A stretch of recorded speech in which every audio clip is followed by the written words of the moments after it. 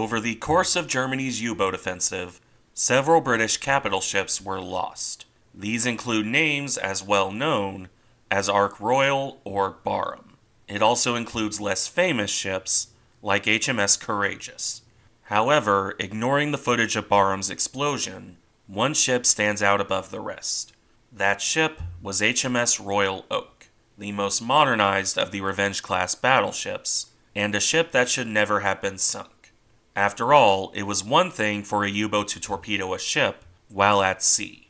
It was another thing entirely to sink a battleship in port. And yet, that's exactly what happened to Royal Oak. In this video, we'll look at her service, from Jutland through the interwar years, and up to her final end. Let's begin, as always, with the techie bits. As designed, HMS Royal Oak displaced nearly 28,000 tons on her standard loading, and 31,000 tons at her deep load.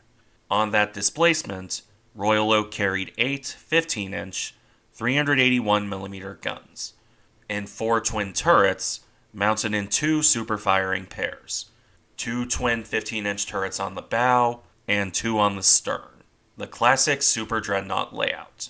As for the secondary battery, that was 14 single 6-inch, 152mm guns, with 12 of them carried in hull-mounted single casements.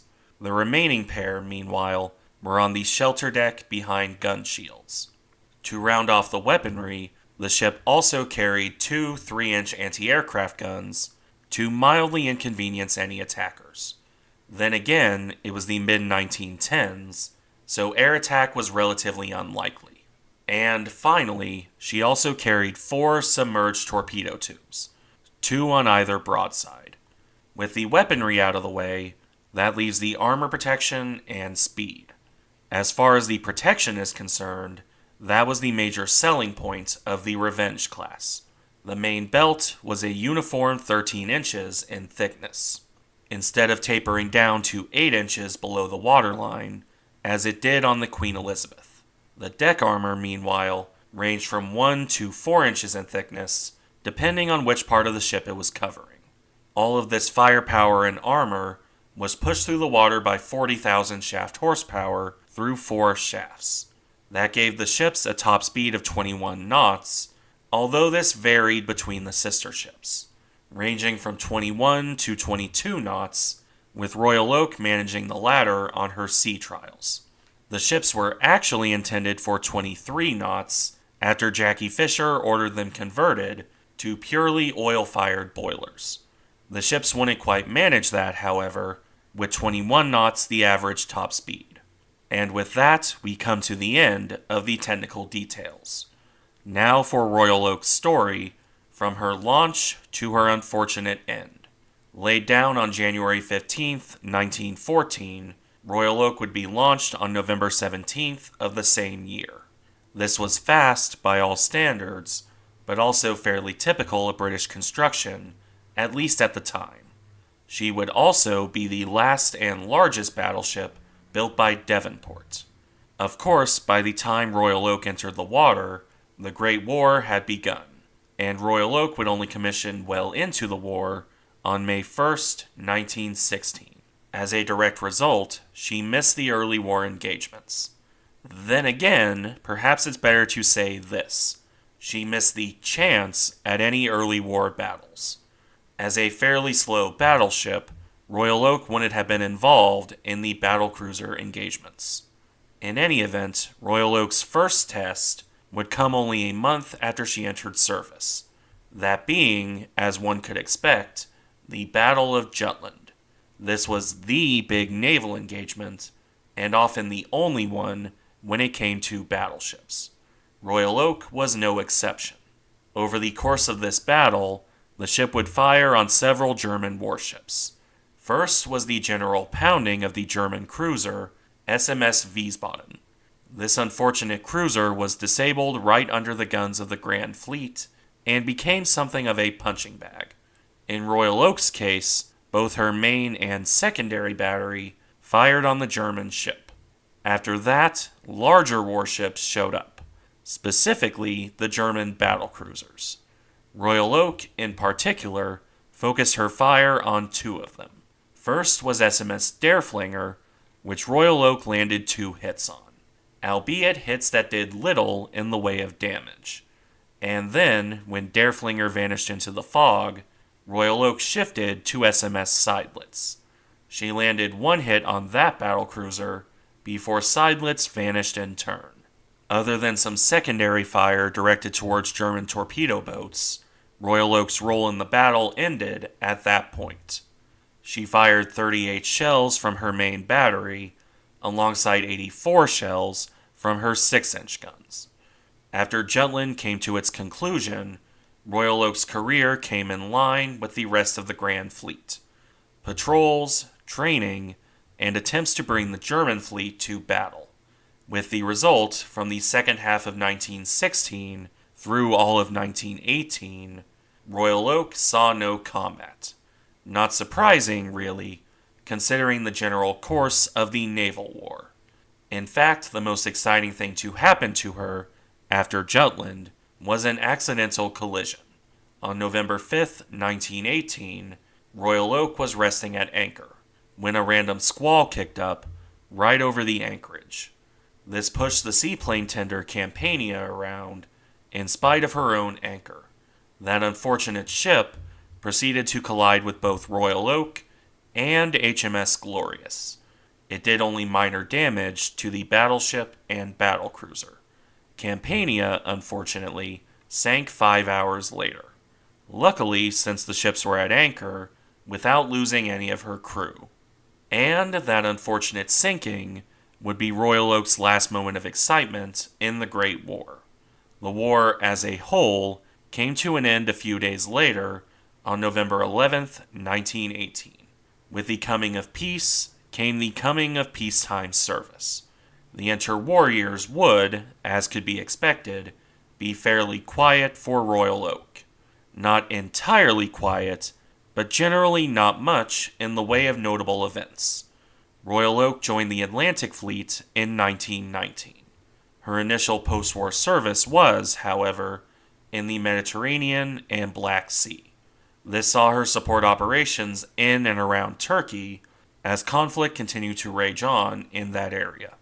Not naval conflict, however, so Royal Oak left by mid-1920. Past this point, Royal Oak did what most battleships did in the interwar years: training duty, port visits, and refits. The first of those refits, in her case, lasting from 1922 through 1924. This refit was largely minor modifications, with one notable exception, that being the fitting of torpedo bulges. Fairly massive torpedo bulges at that, extending almost to her upper deck. This increased her beam by 13 feet, or 4 meters, which isn't a small change by any metric. Even with those bulges, however, Royal Oak could still manage just under 22 knots on post-refit trials. The remainder of the work focused on improved rangefinders and swapping out her old anti-aircraft guns, along with some minor superstructure work. Upon the conclusion of that refit, Royal Oak transferred to the Mediterranean Fleet. This should have been quiet duty were it not for a scandal in 1928. A scandal that probably got blown out of proportion by the 1920s equivalent to tabloid journalism. As the story goes, Royal Oak was part of the 1st Battle Squadron at the time. This was under the command of one Rear Admiral Bernard Collard. Royal Oak herself was helmed by Captain Kenneth Dewar and Commander Henry Daniel. There was friction between Collard and his 2 subordinates. The Admiral apparently had a tendency to act imperiously and tactlessly aboard Royal Oak. This overbearing attitude ruffled feathers with Dewar and Daniel, and eventually came to a head on January 12, 1928. There was a dance held aboard the ship on that day, and it did not go well. Collard insulted the bandmaster in full view of the officers and guests at the dance. Dewar and Daniel took offense to this, as well as Collard saying he was fed up with the ship on March 5th. They saw him as guilty of vindictive fault-finding, along with humiliating and insulting them in front of the crew. Collard, meanwhile, claimed his subordinates treated him, and I quote, worse than a midshipman. This eventually escalated to Dewar and Daniel writing letters of complaint, which Collard forwarded to his superior, Vice Admiral John Kelly, who then punted them again further up the chain to Admiral Roger Keyes. This ultimately led to a court of inquiry that functionally ended the careers of all three men. Daniel resigned, Collard was forcibly retired, and Dewar held more minor commands for the rest of his career. Who was in the wrong here is outside the scope of the video. For the purposes of this video, it's worth noting that the press latched onto this. What was a dispute between officers got worked up into a mutiny that even got the king's attention, and was turned into a joke the world over at that. For the crew of Royal Oak, it was probably quite embarrassing. Luckily for them, the remainder of the 1920s and into the 1930s was much more normal. Typical peacetime duty in the Mediterranean, broken only by refits and some action during the Spanish Civil War. The most major of these refits came between 1934 and 1936. Among other things, this increased her deck armor to 5 inches over the magazines and 3.5 inches over the engine rooms. The ship was also fitted with new anti-aircraft guns. Specifically, she was equipped with 8 4-inch guns and 4 twin mounts. These replaced older single mounts on a 1-to-1 basis. In addition, the ship gained 2 octuple mounts for the 40mm pom-pom gun. And, just to round it off, a pair of quadruple-mounted Vickers 50 caliber machine guns. There were also changes made to her fire control equipment, alongside a completely remodeled bridge structure, including the mainmast being reconstructed as a tripod. Burt notes the changes to the upper bridge being unique to Royal Oak and HMS Malaya. Finally, the battleship lost her submerged torpedo tubes, in favor of experimental 21-inch torpedo tubes fitted above the waterline forward of her A turret. 4 tubes in this case. These are of just as much dubious utility as the original ones. At the conclusion of this refit, HMS Royal Oak was considered the most modernized of the Revenge class, which speaks more to how little work was done on her sisters than anything about Royal Oak. As for the remainder of the 1930s, the only notable events came with the Spanish Civil War and a couple more minor things. First, in 1937, she was subject to a couple incidents with the Spanish Republican forces. First, an air attack that thankfully missed and caused no damage, and then an errant anti-aircraft shell fired by the Republicans that hit the ship. 5 men, including the captain, were injured. The British treated it as an act of God and made no protests, probably because no one died. She also helped escort various transports around as part of the Neutrality Patrol. To conclude the 1930s, Royal Oak got to be a film star in 1937, as one of the Royal Navy vessels lent to the production of Our Fighting Navy. And then, on November 24, 1938, the battleship transported the body of the Norwegian Queen back to Norway, after she had died in London. As that came to the end of 1938, we're now reaching Royal Oak's final year of service. She began 1939 in reserve before being recommissioned in June of 1939 for the Mediterranean Fleet. Royal Oak would, however, never sail in that sea again. As war clouds loomed, she was instead sent north to Scapa Flow. There she remained until the Second World War began in September of 1939. This war would see quite a lot of action, especially for the major navies, but Royal Oak would miss out on most of it. For all her modernizations and refits, the battleship remained slow. If anything, Royal Oak was slower than she had been in the Great War. In common with the other Revenges, the battleship struggled to get much above 20 knots on a good day. Perfectly fine for convoy escort, but not for chasing German raiders. Demonstrated quite well when she sortied to hunt for Gneisenau in October of 1939. This search came to nothing, but even if the Germans had been located, Royal Oak was never going to catch up. Thus, with empty hands, the battleship returned to Scapa Flow on October 12th. Royal Oak was battered and bruised by the brutal North Atlantic and in need of an overhaul. The ship would, however, remain in Scapa Flow until 2 days later, on October 14th, 1939, her story came to a sudden and violent end.